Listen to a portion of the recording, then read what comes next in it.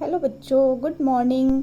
स्वागत है आप सभी का आपके अपने YouTube channel online classes bye Amrita Singh में। हम लोग पढ़ रहे थे क्लास 8 में इकाई 2 वर्गमूल। आज ये उसका दूसरा लेक्चर है। इसके पहले हम लोग किसी संख्या का वर्ग निकालना सीख चुके हैं। वर्ग कैसे निकालते हैं? अगर हम किसी संख्या का उसी संख्या से गुणा कर दें तो हमको उसका वर्ग मिल जाता है। आज हम पढ़ेंगे उसका उल्टा, वर्गमूल निकालना। अगर किसी संख्या का वर्ग दिया हुआ है तो कैसे हम उसका वर्गमूल निकालेंगे, तो आज हम उसके बारे में पढ़ेंगे। यहाँ पे वर्गमूल हम दो विधि से निकाल सकते हैं, गुणनखंड विधि से और दूसरा भाग विधि से। तो आज हम सबसे पहली विधि अपनी पढ़ेंगे, गुणनखंड विधि से वर्गमूल निकालना। तो चलिए अपना पहला एग्जाम्पल लेकर के देखते हैं हम। गुणनखंड विधि से हम वर्गमूल निकालने के लिए सबसे पहले हम किसी संख्या का अविभाज्य गुणनखंड करते हैं। जैसे अगर हमको 36 का वर्गमूल निकालना है तो हम सबसे पहले 36 का क्या करेंगे? अविभाज्य गुणनखंड। अब देखिए 36 सबसे पहले हम कहाँ से स्टार्ट करते हैं? 2 से। इसको गुणनखंड जब भी हम स्टार्ट करते हैं तो 2 से भाग देना स्टार्ट करते हैं। अगर 2 से भाग नहीं जाता है तो फिर हम दूसरी अविभाज्य संख्या लेते हैं 3 से। 3 के बाद किससे लेंगे? 5 से।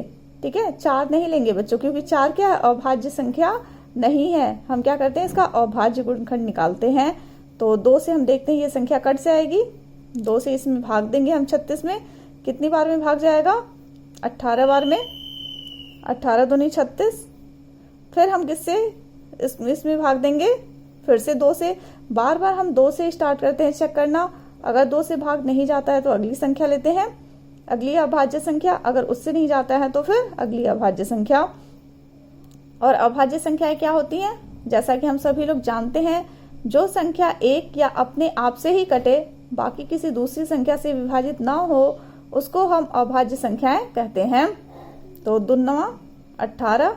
अब देखिए बच्चों, ये 2 से नहीं कटेगा तो अब हम किससे काटेंगे इसको? 3 से। 3 त्रिके 9, फिर 3 का 9 3। तो 36 का अविभाज्य गुणनखंड क्या हो गया? 2 गुणे 2 गुणे 3 गुणे 3। अब इसके बाद से हम इसका जोड़ा बनाते हैं। ये एक जोड़ा बन गया, ये दूसरा जोड़ा बन गया। यानी हम 36 को क्या लिख सकते हैं? इस एक जोड़े में अब इसका वर्गमूल निकालते हैं। 36 का वर्गमूल के का चिन्ह ये होता है, इसको हम पढ़ते हैं अंडर रूट। इस जोड़े में से हम सिर्फ एक संख्या लेंगे, ये 2 बार 2 है तो यहाँ पे 2 गुणे इस जोड़े में से एक बार ले लेंगे 3। कितना हो जाएगा? 2 तिहाई 6। यानी अगर हम 36 का वर्गमूल निकालते हैं तो क्या हो जाएगा? 6। जो कि हमारा आंसर। अपना दूसरा एग्जाम्पल हम करते हैं। अगर हमको 144 का वर्गमूल निकालना है तो हम कैसे निकालेंगे? सबसे पहले हम इसका अविभाज्य गुणनखंड करेंगे। किससे भाग जाएगा? 2 से भाग दे करके देखेंगे। 2 सत्ते 14, 2 दूनी 4। फिर 2 से करेंगे 2 तिहाई 6 और 2 छक्के 12। फिर ये अभी 2 से भाग चला जाएगा तो यहाँ पे हो जाएगा 18। फिर 2 से 18 में भाग देंगे तो 9। फिर 9 से देखिए 3 से भाग देंगे, 3 त्रिके 9, फिर 3 का 9 3। यानी 144 का अविभाज्य गुणनखंड क्या हो गया? 1 2 3 4 बार 2 आया है। 3 4 गुणे 3 गुणे 3। फिर से अब क्या करेंगे? हम जोड़ा बनाएंगे। ये एक जोड़ा बन गया, ये दूसरा जोड़ा बन गया, ये तीसरा जोड़ा बन गया। वर्गमूल निकालेंगे के वर्गमूल का चिन्ह लगाएंगे। 144 बराबर इस जोड़े में से एक बार, इस जोड़े में से हम एक बार लेंगे संख्या और इस जोड़े में से हम एक बार लेंगे। अब इसको आपस में गुणा कर देंगे। 2 दूनी 4, 4 तिहाई 12। यानी अगर हम 144 का वर्गमूल निकालते हैं तो कितना हो जाएगा हमारा? 12। इसका मतलब क्या है? अगर हम 12 में 12 का गुणा करेंगे तो कितना मिल जाएगा? 144। अपना तीसरा एग्जाम्पल हम देख लेते हैं। 576। 576 इसका वर्गमूल निकालने के लिए हम सबसे पहले इसका अविभाज्य गुणनखंड करेंगे। 2 से भाग देंगे, 2 दूनी 4 और 2 अट्ठे 16, 2 अट्ठे 16। 2 से भाग देंगे, 2 एक 9 2, 2 चौके 8, 2 चौके 8। फिर से 2 से भाग दे देंगे। अब देखिए 144 आ गया, 72।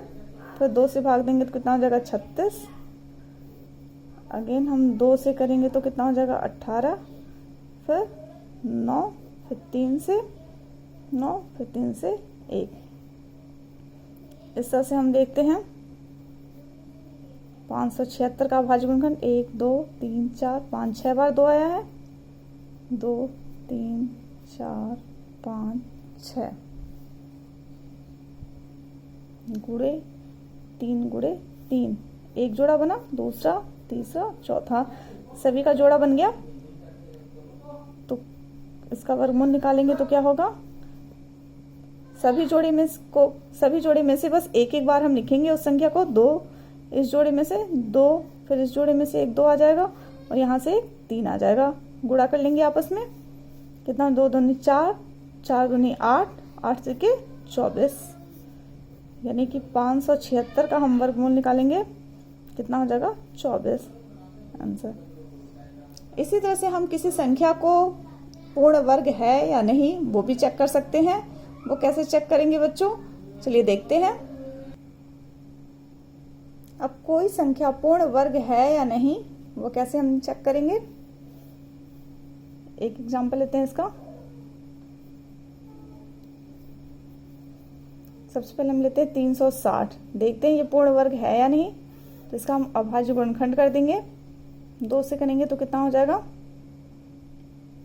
180, फिर 2 से 90, 2 से 45, 2 से भाग देंगे हम 45 में, 2 से भाग नहीं जाएगा तो हम किससे भाग देंगे 3 से, यह जाएगा 15, 15 3 45, फिर 3 से भाग देंगे 3 25 15 और फिर 5 से भाग देंगे 1, यानी 360 का हम अभाज्य गुणनखंड करेंगे तो क्या हो जाएगा, 3 बार 2 आया है।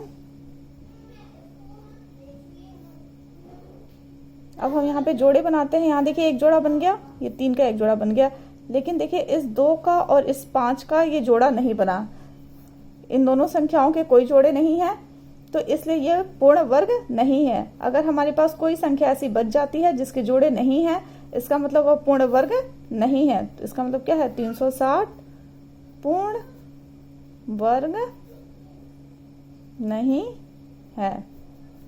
ऐसे दूसरा एग्जाम्पल अपना चेक करते हैं।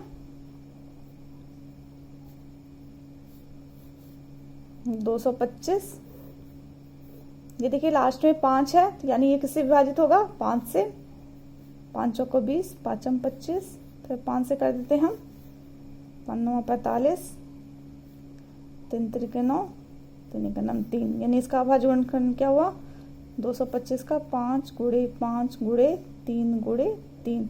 यहाँ देखते हैं 5 का भी जोड़ा बन गया और 3 का भी जोड़ा बन गया, यानी कि इसमें सभी संख्याओं के जोड़े हैं। इसका मतलब यह क्या है, यह पूर्ण वर्ग है। इसका हम वर्गमूल निकाल सकते हैं, यहाँ से 1 ले लेंगे, यहाँ से 3 ले लेंगे, इसका मतलब मानते हैं 15, ये क्या है 15 का वर्ग है। 225 क्या है 15 का वर्ग है, इसका मतलब ये क्या है पूर्ण वर्ग है।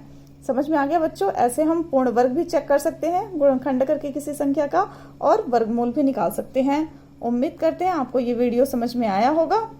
अब मिलते हैं आपसे अपने अगले वीडियो में, जिसमें हम पढ़ेंगे भाग विधि से वर्गमूल निकालना। Thank you.